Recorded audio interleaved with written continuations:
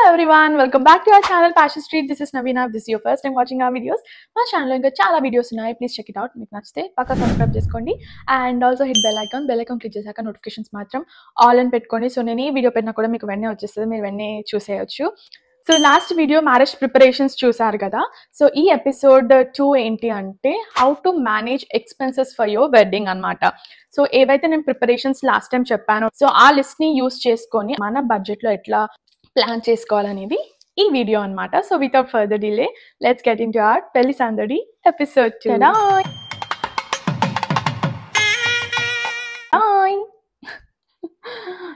Vlog 2 managing wedding expenses.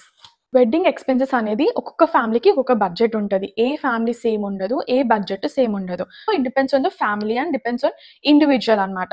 So ఏ individual కైనా మీ budget అనేది plan చేసుకోవడం మంచిది. మీరు అంటే మన ఇంట్లో పెళ్లి ఫిక్స్ అయ్యింది ఆర్ ఫిక్స్ అవుతుంది, లేకపోతే పెళ్లి చేద్దాము అని అనుకుంటారు కదా, అనుకున్నప్పుడే ఒక బడ్జెట్ అనేది ఫిక్స్ చేసుకోవడం చాలా హెల్ప్ అవుతుంది మనకి. ఇప్పుడు you have to know how to save money and how to spend money. So ఇప్పుడు ఇండివిజువల్ కేటగిరీలో మన మనీ ఎట్లా సేవ్ చేసుకోవచ్చు ఆ టిప్స్ అనేది నేను ఇప్పుడు మీకు చెప్తుంటా. సో ఫస్ట్ సేవ్ చేసుకోవాల్సింది ఫంక్షన్ హాల్ బుకింగ్ లో అనమాట. అఫ్ కోర్స్ మనం ముహూర్తంని అవన్నీ అయితే అవాయిడ్ చేయలేము. ఎవరికైనా మన అబ్బాయి అమ్మాయి పేరు చూసి ఒక ముహూర్తం అనేది సెట్ చేస్తారు. బట్ నాకు తెలిసి ఒక 2-3 ముహూర్తాలు అయితే ఇస్తారు. చాలా తక్కువ మందికి ఒకటే ముహూర్తం వస్తుంది అని నాకు తెలిసినంత వరకు. ఒకవేళ మీకు అట్లా మల్టిపుల్ ఒక 2-3 డేట్స్ ఉంటే choose the less busiest day. ఎందుకు అంటే ఫంక్షన్ హాల్స్ కి చాలా డిమాండ్ ఉంటుంది బిజియెస్ట్ డే రోజు.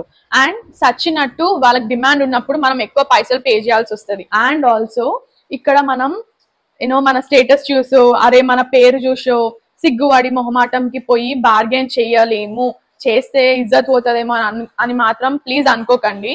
ఇవన్నీ నా పర్సనల్ ఎక్స్పీరియన్స్ నుంచి చెప్తున్నా. మన ఫ్యామిలీలో ఎక్కువ బార్గెన్ చేయగలుగుతారు, వీళ్ళైతే ఖచ్చితంగా గట్టిగా అడుగుతారు అనే వాళ్ళని తీసుకోండి.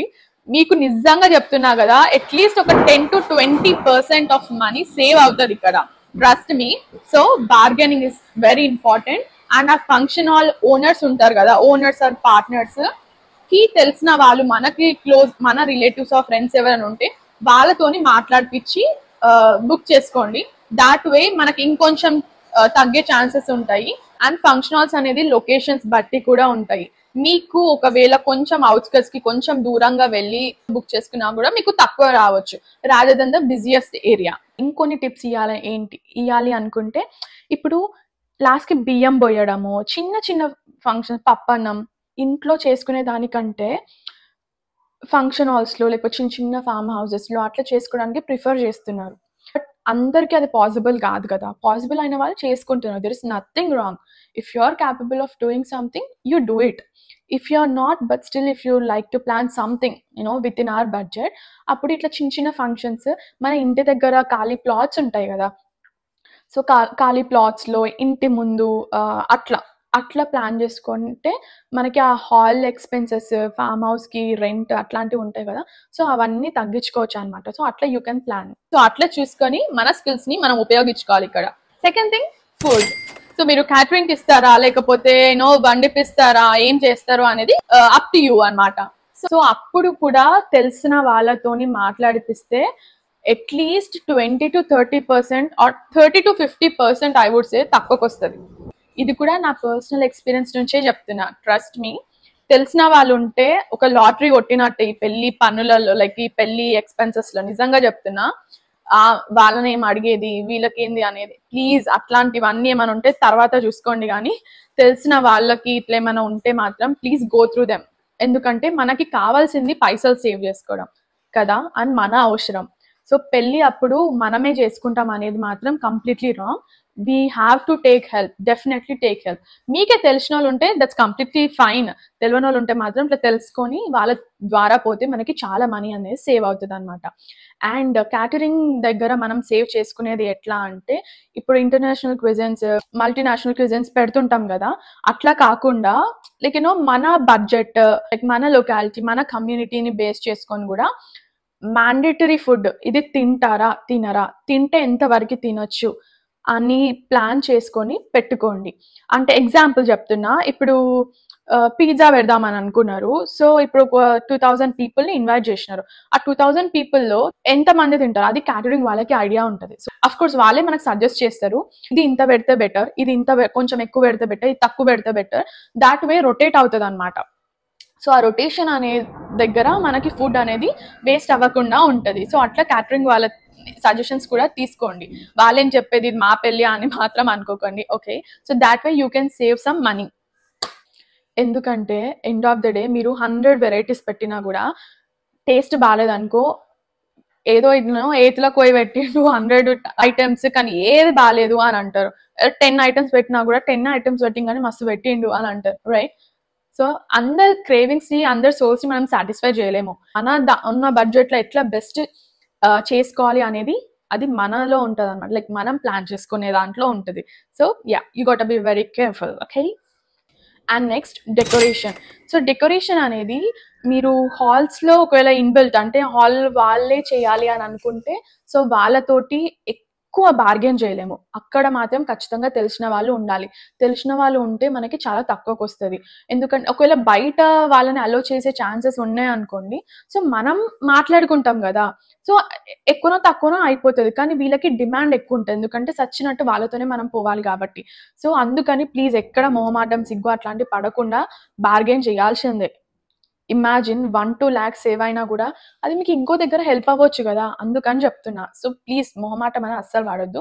అండ్ డెకర్ దగ్గర కూడా ఫస్ట్ మనకి ఏదో పిచ్చి పిచ్చి అన్ని పిచ్చి డిజైన్స్ అన్ని చూపిస్తుంటారు. తర్వాత కొంచెం అరే అంటే మన టేస్ట్ వాళ్ళకి అర్థమవుతుంది. అది వ్యాపారం, ఎవరికైనా అర్థమవుతుంది ఆ బిజినెస్ లో దిగుతే. లైక్ యూనో జనాల్ని ఎట్లా మస్కా కొట్టాలి, ఎట్లా టెంప్ట్ చేయాలనేది అది వాళ్ళ వాళ్ళ స్కిల్ అనమాట. That's how they come in to business, right? So వాళ్ళని కూడా తక్కువ అనలేము. సో మన టేస్ట్ బట్టి ఓకే ఇలా కొంచెం హై ఎండ్ లో నచ్చుతుంది అని చెప్పేసి ఆ హై ఎండ్ డిజైన్స్ పట్టుకొచ్చి దానికి ఇంకో 1-2 lakhs ఎక్స్ట్రా యాడ్ చేసి ఈచ్ ఈవెంట్ కి చెప్తారనమాట. అండ్ ఇన్ కేస్ డెకర్ వాళ్ళు బయట వాళ్ళని అలో చేస్తే మాత్రం మీరు అన్ని ఈవెంట్స్ కి కలిపి ఒక్కటే డెకర్ ని చూస్ చేసుకునేలాగా చేసుకొని. ఇప్పుడు వెడ్డింగ్ హాల్ వాళ్ళు వాళ్ళ కంపెనీ లైక్ వాళ్ళనే చూస్ చేసుకోవాలనుకుంటే మనకు ఆప్షన్ లేదు, వాళ్ళనే చూసుకోవాలి. బట్ మన ఇంట్లో అయ్యే డెకర్స్ కానీ, మన డోర్స్ కి కానీ, ఇంట్లో పందిరి వేస్తారు కదా, పందిరి కానీ, ఇంటి దగ్గర జరిగే ఈవెంట్స్ కి డెకర్స్ కానీ, like tent, tables etcetera etcetera etcetera అందరినీ ఒక్కడినే చూస్ చేసుకుంటే మీకు ప్యాకేజ్ లాగా ఉంటుంది. కాబట్టి కంపేరిటివ్లీ 50% అన్న మీకు తక్కువ అవుతుంది అనమాట కాస్ట్ అనేది. అండ్ అబ్బాయి వాళ్ళు అమ్మాయి వాళ్ళు కలిపి ఒక్కరినే చూస్ చేసుకుంటే ఇంకా బెస్ట్. ఒక్కొక్కరి దగ్గర ఒక్కొక్కటి పర్చేస్ చేస్తే చాలా ఎక్స్పెన్సివ్ అవుతుంది. ఇంత ప్యాకేజ్లో మీరు చేసుకుంటున్నారు కాబట్టి చాలా తక్కువ అవుతుంది అనమాట. So that's the one thing I can suggest you. Similarly photographer and makeup artist, మీరు మల్టిపుల్ ఈవెంట్స్ ఉంటాయి కదా. సో ఎంగేజ్మెంట్ అనుకోండి, haldi, sangeet, mehndi, what ever anything. So ఇట్లా అన్ని ఈవెంట్స్కి కలిపి ఒక ఫోటోగ్రాఫర్ని ఒక మేకప్ ఆర్టిస్ట్ని బుక్ చేసుకుంటే మీకు చాలా సేవ్ అవుతుంది. ఎందుకంటే మేకప్ కూడా ఏం తక్కువ లేదు. ఒక్కొక్క ఈవెంట్కి 30,000, 40,000, 50,000 అప్ టు 2 lakhs కూడా ఛార్జ్ చేస్తున్నారు ఒక్క ఈవెంట్కి. మీ ఫ్యామిలీలో ఎంతమంది సిస్టర్స్, మదర్స్, కజిన్స్ ఉంటారు కదా, సో వాళ్ళ అందరికి కూడా ఈ మనం చూస్ చేసుకునే మేకప్ ఆర్టిస్ట్ని చూస్ చేసుకుంటే మీకు ఇంకా ప్యాకేజ్ అనేది చాలా తక్కువలో వచ్చేస్తుంది అనమాట. So there you can save money at the makeup. Similarly with photographer, most of the people photographer అనేది అన్ని ఈవెంట్స్కి ఒకరినే బుక్ చేసుకుంటారు.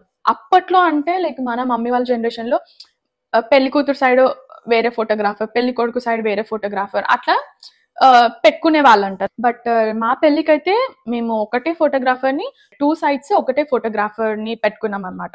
లైక్ వాళ్ళ ఈవెంట్స్కి కొంతమంది వెళ్తారు, మన ఈవెంట్ సైడ్కి కొంతమంది వస్తారు. సో అట్లా చూస్ చేసుకుంటే ఇక్కడ మనీ అనేది 50-50 డివైడ్ అవుతుంది కదా. End of the day family members వాళ్ళే అండ్ ఫోటోగ్రాఫర్స్ ఎవరైనా ఇద్దరిని క్యాప్చర్ చేయాలని చూస్తారు, రైట్?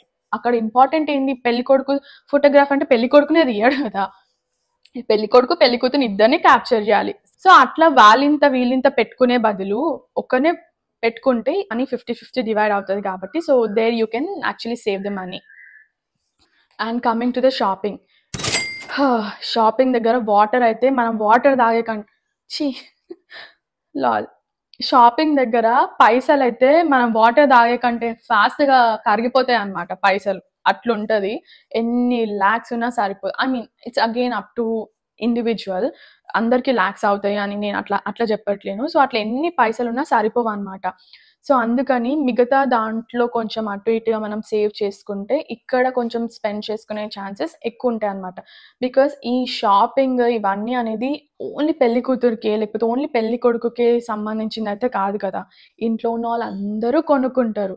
ఇప్పుడు నాకు చెల్లి, తమ్ముడు, మమ్మీ, డాడీ అందరూ కొనుక్కోవాలి అన్ని ఈవెంట్స్కి.